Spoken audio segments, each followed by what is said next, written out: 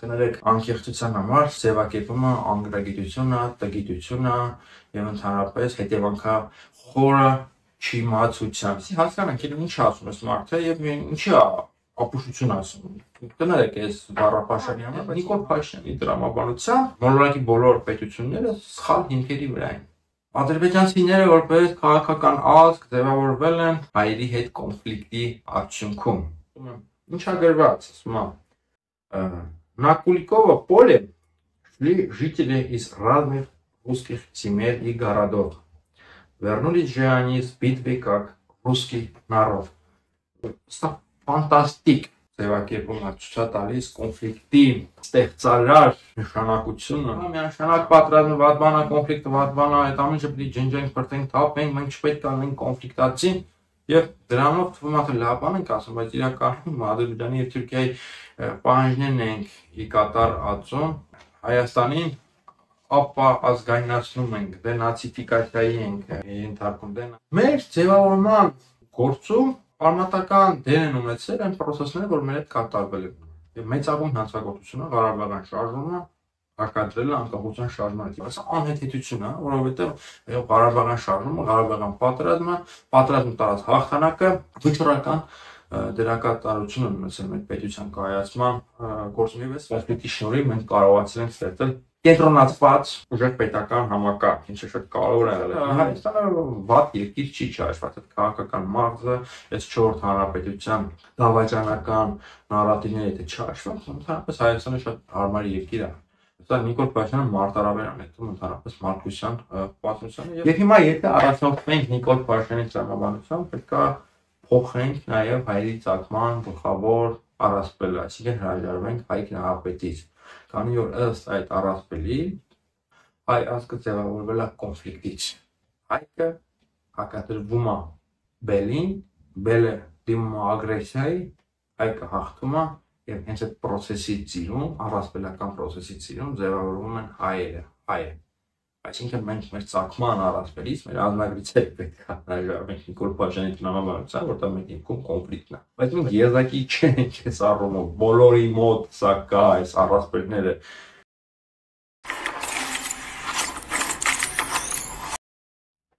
Ընկերները ողջույն, ընդհատակից զրույցները շարունակվում են։ Այսօր խոսելու ենք Նիկոլ Փաշինյանի հերթական փառահեղ ձևակերպման մասին։ Այդ ձևակերպումները, այդ մտքերը, գաղափարները անվերջանալի են եւ անգերազանցելի են, բայց հատկապես մեկի մասին կուզեմ առանձնահատուկ տարածվել եւ փակագծերը բացել, բոլորովին վերջերս ինչ էր ասում։ Խոսելով 4-րդ հանրապետության ստեղծման, հիմնադրման անհրաժեշտության մասին, Նիկոլ Փաշինյանը ասում է 3-րդ հանրապետությունը ստեղծված է կոնֆլիկտի հիմքի վրա, այսինքն կոնֆլիկտացին է, ձևավորվել է կոնֆլիկտի առանցքի շուրջ եւ դրա համար պետք է ստեղծել 4-րդ հանրապետություն, որը այլևս կոնֆլիկտի հիմքի վրա չի լինի, այլ կստեղծվի խաղաղության, գաղափարի հիմքի վրա։ Առաջին հերթին շատ հրաշալի բան է ասում, բայց իրականում կներեք անկեղծության համար սա ձևակերպումը անգրագիտությունը, տգիտությունը եւ ընդհանրապես հետևանքախորը չիմացության եւ մինչեւ բունյութին ասնելը առաջարկում եմ բաժանորդագրվեք YouTube անալիքին 191 եւ հավանել, տարածել ընդհատակից զրույցները։ Ես այստեղ կետել եմ առանձնացրել ընկերներ, որպեսզի հասկանանք ինչ ասում է մարդը եւ ինչի է ապուշություն ասում։ Կներեք այս բառապաշարի համար, բայց իմ համոզմամբ դա ապուշություն է։ Ինչի է համար ապուշություն, որովհետեւ այդ իր գաղափարով, այդ իր ձևակերպմամբ փաստորեն Նիկոլ Փաշինյանը դեմ է գնում հնարպես պատմության զարգացման տրամաբանությանը եւ օրինաչափությանը, դեմ է գնում մշակույթին, մշակույթի պատմությանը եւ ընդհանրապես քաղաքակրթությանը, թե ինչպես են ձևավորվել ազգերը, պետությունները, ժողովուրդները, պատմական զարգացման էվոլյուցիային է դեմ գնում։ Եվ չգիտես ինչու լիքը մարդիկ մտնելով Փաշինյանական քայքայի ճորակարգի մեջ անդադ արդարանում են, Վայ, չէ, մեր պետությունը կոնֆլիկտի վրա չի ծնվել, այսինքն ապրիորի բոլորը այն համոզմունքը ունեն, որ կոնֆլիկտը վատ բան է, հա, մեր պատմության մեջ ինչ-որ սխալ բաներ կան կամ սխալ ընկալումներ կան եւ սկսում են մարդիկ իրենք իրենց իսկ կենսագրության համար արդարանալ, որ պատճառներ բերել, ու չգիտեմ ինչ է, ես առաջարկում եմ ընդհանրապես հենց չարդարանալ հայոց պատմության ընթացքի համար հայոց պատմությունը ունի իր ընթացքը, իր զարգացման տրամաբանությունը եւ էվոլյուցիան եւ հիմա մենք չպետք է դնենք դրա համար արդարանանք, կարող ենք հպարտանալ, կարող ենք ուրախանալ, ոգևորվել, բայց դա փաստ է, իրողություն է։ Եվ ինչի համար եմ սա ասում, պետք չի արդարանալ։ Գիտեք, եթե նայում ենք համաշխարհային պատմությանը, գրեթե բոլոր ազգերը եւ պետությունները այստեղ ազգ եւ պետություն հասկացությունները փորձենք նույնացնել եւ նույն հարթության վրա ընկալենք։ Ազգերը եւ պետությունները ձևավորվել եւ ծնվել են ինչ-որ մի կոնֆլիկտից, գրեթե բոլորը։ Կոնֆլիկտ ասելով պարտադիր չի հասկանալ գենոցիդ, պարտադիր չի հասկանալ ինչ-որ անհեղություն։ Նաեւ կոնֆլիկտ ասելով կարելի է ասել, կարելի է ընկալել որպես մշակութային հակազդեցություն կամ ինչ-որ հակոտնյա իրողություն, որը հանգեցնում է զարգացումների եւ այդ զարգացման տեսակներից մեկը նաեւ ինչ-որ նոր բանի ծնունդն է, օրինակ ազգի կամ պետության։ Այսինքն կոնֆլիկտը ինքնին այնպես չի որ մենակ վատ բան է, բան է, որ հիմա Նիկոլ Փաշինյանը անդադ ասում է, վայ կոնֆլիկտը, մենք կոնֆլիկտացին ենք, մենք ստեղծել ենք կոնֆլիկտից, կոնֆլիկտը ունի նաեւ ստեղծարար նշանակություն, այնքան պրիմիտիվ է այս ամեն ինչը, ես չի եմ ամաչում այս ամեն ինչը բացատրելու, մարդիկ պետք է որ իմանան, հիմա Նիկոլ Փաշինյանի տրամաբանությամբ բոլորակի բոլոր պետությունները սխալ հիմքերի վրա են, օրինակ Միացյալ Նահանգները, մեր սիրելի Միացյալ Նահանգները Թրամփի գլխավորությամբ ծնվել է կոնֆլիկտից, ի հակազդեցություն եւ ի հակադրություն բրիտանական կայսրության։ Մեր սիրելի եւ բարեկամ Ֆրանսիան ծնվել է հարյուրամյա պատերազմից կամ հարյուրամյա պատերազմի համատեքստում։ Այս ինչ կոնֆլիկտացին է Ֆրանսիա, ճիշտ է, երևի մարդկության պատմության ամենաշատ պատերազմների ինչն է, փաստն է, մենք տեսնում ենք այդ մշակութային, պատմական, քաղաքական իրողությունը, որը պետությունը իր ժամանակակից տեսքով եւ բովանդակությամբ ծնվել է հարյուրամյա պատերազմից, հետո նաեւ ֆրանսիական մեծահեղափոխություն, զարգացումները, նապոլեոնյան շրջան, բայց կենտրոնաձիգ այդ ուղղայաց ֆրանսիական պետությունը ծնվել է հարյուրամյա պատերազմից, նաեւ Անգլիան, այդ առումով հարյուրամյա պատերազմը շատ կարևոր նշանակություն է ունեցել, ընդհանրապես Եվրոպայի պատմության համար այդ պետություններին մենք անվերջ կարող ենք թվարկել մեր հարևան Ադրբեջանը։ Ադրբեջանցիները որպես քաղաքական ազգ ձևավորվել են հայերի հետ կոնֆլիկտի արդյունքում։ Սա պատմական փաստ է, որովհետև իրանք ուրիշ լինելով մուսուլմաններ, ապրելով իրանական, իրանաթյուրքական, այսպես ասենք, մուսուլմանական անվերջանալի ունիվերսալ տարածությունում այդ տարածությունից անջատվելու պատճառ չպետք է որ ունենային։ Հա կովկասյան թուրքեր, չասենք թուրքեր, օղոզներ, կովկասյան թաթարները նաև հաճախ անվանում։ Եվ նրանց հայտնի տեսանյութը կա, չէ՞ որ Հայր Ալիևը անցած բողոքում է, էլի, եւ այդ բողոքը արտահայտում է ադրբեջանական հասարակության ինքնության փնտրտուքը, ասում է լավ, վերջը մենք հիմա ով ենք, մեզ թաթար են ասել, թուրք են ասել, մեր լեզուն, ոնց որ թե նույն թուրքերենն է մի քիչ բարբարային տարբերություններով մենք ով ենք, եւ հիմա այդ ինքնության փնտրտուքի մեջ ինչ շատ նորմալ է, ես չեմ թերագնահատում եւ ոչ փորձում ցածրացնել ադրբեջանական հասարակությանը, այդ ինքնության փնտրտուքի մեջ ի հակադրություն հայերի հայկականության ձևավորվում է ադրբեջանցի քաղաքական ազգը, ինչի քաղաքական ազգը, որովհետև ադրբեջանցի ասելով շատ դժվար է հասկանալ որ էթնիկական միավոր, որովհետև ադրբեջանցի կարող են լինել բազմաթիվ էթնիկական խմբեր, լեզգիներ, թաթեր, չգիտեմ, թալիշներ, ուդիներ եւ այլն, այսինքն Ադրբեջանը առաջին հերթին, ադրբեջանցին առաջին հերթին քաղաքական իրողությունը։ Եվ այս նույն տրամաբանությամբ կարող ենք մոլորակի բոլոր երկրներին թվարկել։ Ես օրինակ Ռուսաստանի պատմությունից մի հատ հատված եմ ուզում մեջ բերել եւ ռուսերեն կներեք եթե լեզվի մասին օրենքը խախտում եմ, ինչա գրված, ասում եմ на Куликово поле шли жители из разных русских земель и городов. Вернулись же они с битвы как русский народ. Это фантастիկ ձևակերպում է ցույց տալիս կոնֆլիկտի ստեղծարար նշանակությունը մշակույթի եւ քաղաքակրթության ազգի ձևավորման գործում, այսինքն ոսկե հորդայի նկատմամբ հաղթանակը ապահովում է մշակութային կոնսոլիդացիա ռուսական ֆեոդալական տարանջատված, աղճատված իրականությունում եւ հիմքերը նախապատրաստում այդ հաղթանակը, որպեսզի ձևավորվի եւ կայանա կամ սաղնավորվի ազգի ձևավորման process-ը։ Չգիտեմ, միգուցե պրիմիտիվ բաներ եմ ասում, բայց Նիկոլ Փաշինյանի պրիմիտիվ թեզերին պրիմիտիվ օրինակներ եմ բերում, գրագետ կրթված մարդիկ այս ամեն ինչը վստահաբար հասկանում են։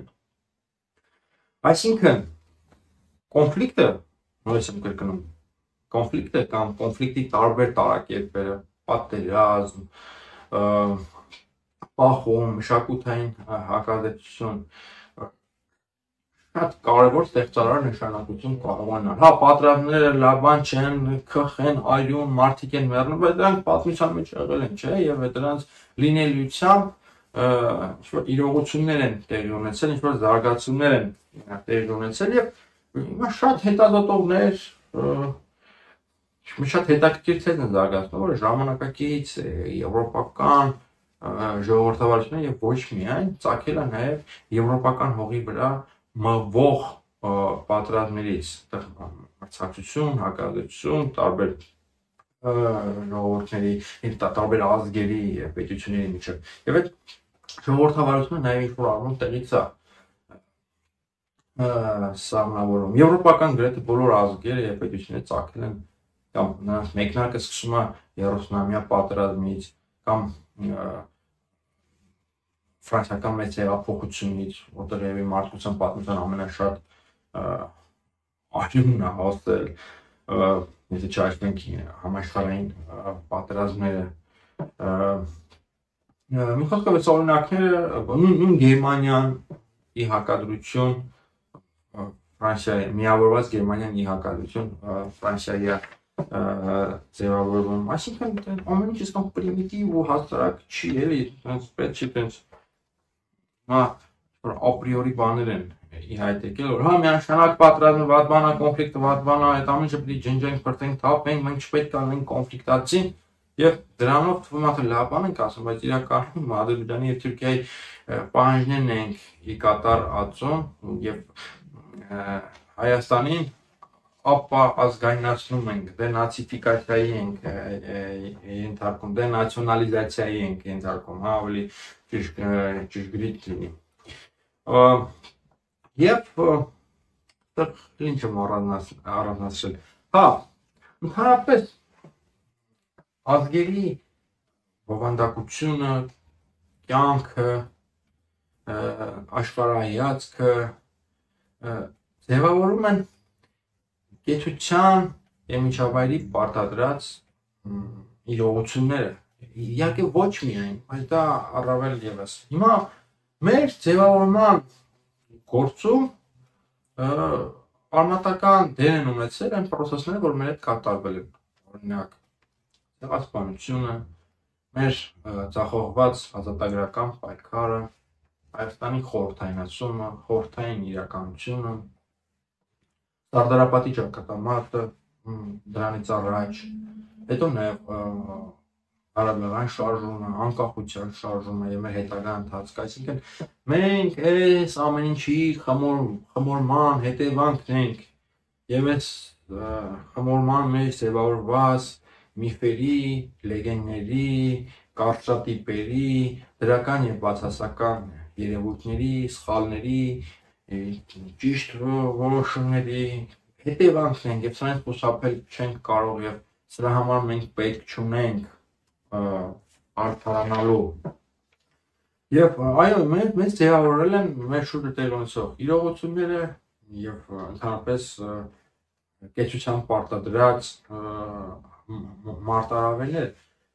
դա այդպես է եւ հիմա գանք այդ կենտրոնական թեմային այո նույնիսկ ասում ենք արդարանալու կարիք չունենք ժամանակակից Հայաստանի ձևավորման գործում արմատական հիմնային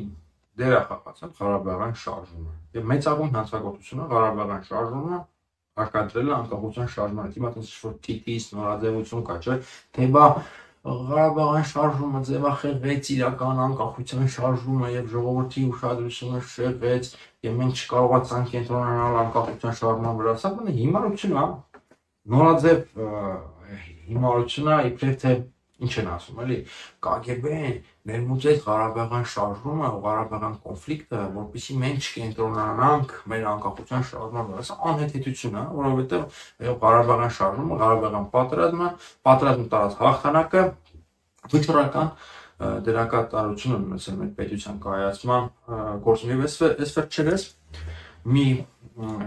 էպիզոդներից մեկում ես առաջարկել որ մարդիկ ինձ հարցեր գրեն, եթե այդպիսի հարցեր կան եւ մի շատ հետաքրքիր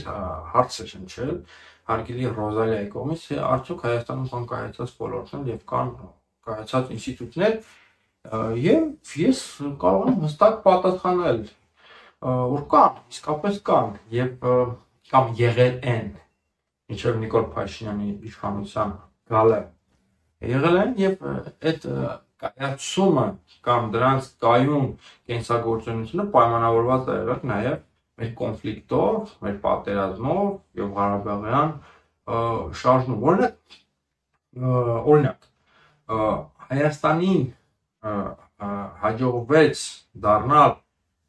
կենտրոնաձիգ ուժեղ ապարատով, ուժեղ համակարգով պետություն նաև այդ կոնֆլիկտի շնորհիվ, որովհետեւ Անոր կոնֆլիկտ, կար պատերազմ, անհրաժեշտ էր ուշադրություն դարձնել հենց այդ հանգամանքի վրա եւ այդ ուղղությունը զարգացնել։ Այդ նույն պատերազմի պատճառով օրինակ շատ եւ կոնֆլիկտի պատճառով մեր միջավայրում շատ թույլ է օրինակ սոցիալական ոլորտը։ Դա թույլ է, բայց օրինակ մեզ հաջողվել է ստեղծել ուժեղ իրավական համակարգ, ուժային կառույցներ, պաշտպանության նախարարություն, ոստիկանություն, պաշտպանության նախարարությունը բանակը Ազգին Սարգսյանի, Սերժ Սարգսյանի մյուսների գլխավորությամբ, ներքին գործերի նախարարությունը Վանո Սիրադարյանի եւ մյուսների գլխավորությամբ, այսինքն այո կարողացել են մեր կոնֆլիկտի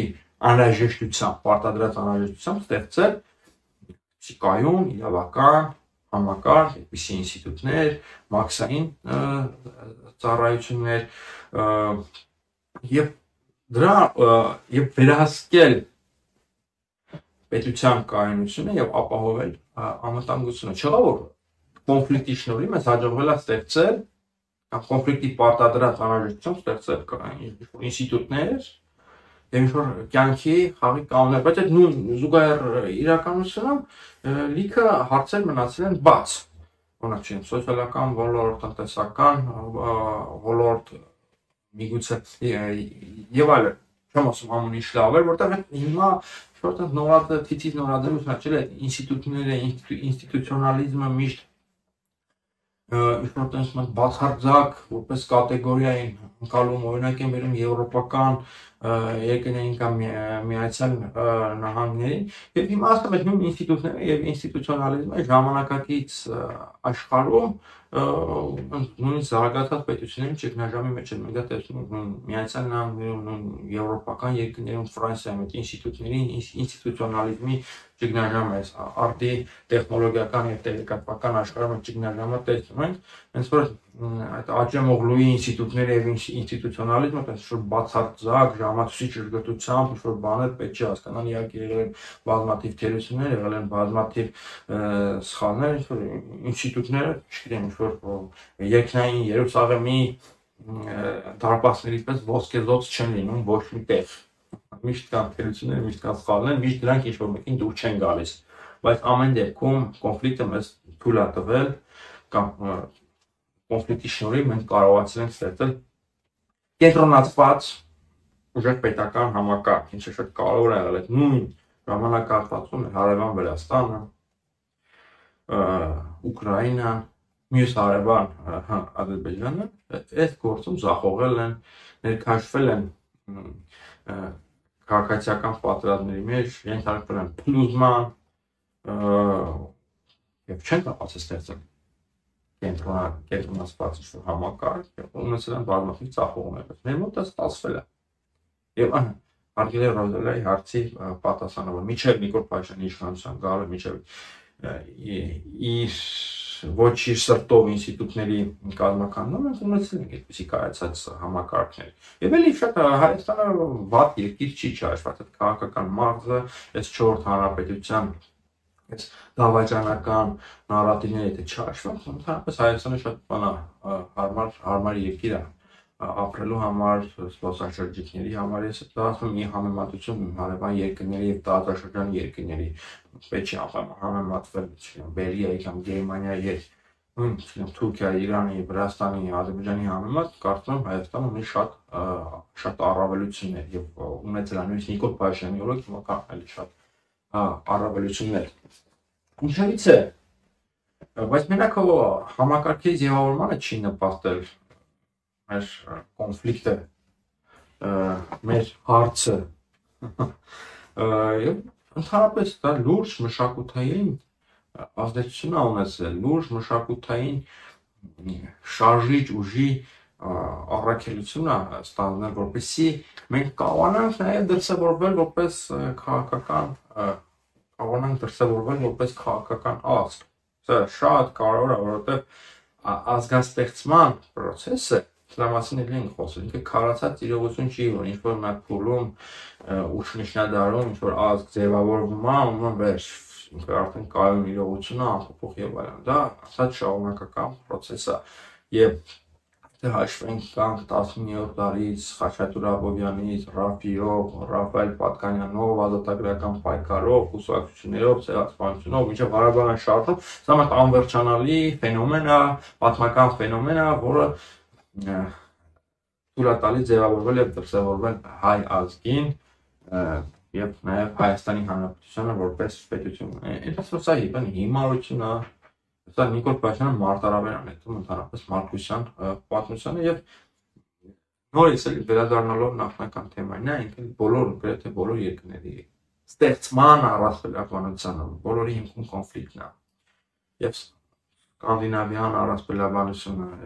ասիական, մերձարևելյան առասպելաբանությունը եւ ոչ միայն նաեւ այդ կրոնական ընկալումների մասին է խոսքը։ Եվ հիմա եթե առաջնորդվենք Նիկոլ Փաշինյանի տրամաբանությամբ, պետք է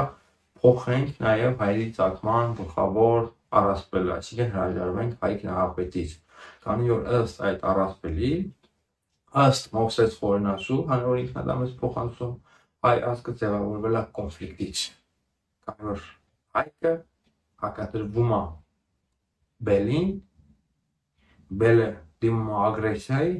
հայկը հաղթում է եւ հենց այդ process-ի ծիրում, առասպելական process-ի ծիրում ձևավորվում են հայերը, հայը։ Այսինքն մենք մեր ծագման առասպելից, մեր ազնագրից պետք է հրաժարվենք Նիկոլ Փաշինյանի տրամաբանությամբ, որտեղ մենք ինքում կոնֆլիկտն է։ Բայց մենք եզակի չենք այս առումով, բոլորի մոտ սա կա այս առասպելները կամ չեմ ստեղծման լեգենդները եւ հիմա որ sense թեման շարունակենք կարող ինչ-որ մատ անհեթեթ աբսուրդի հասնենք, ոնց որ պետք չի։ Սահմանափակվենք այսքանով, շնորհակալ եմ հետևելու համար, շնորհակալ եմ արձագանքների համար, միջև հեռանալը, բայց պարտադիր է բաժանորդագրվել մեր YouTube ալիքին 1-9-1 եւ հավանել, տարածել ընդհանրակի զրույցները, լավ եղեք։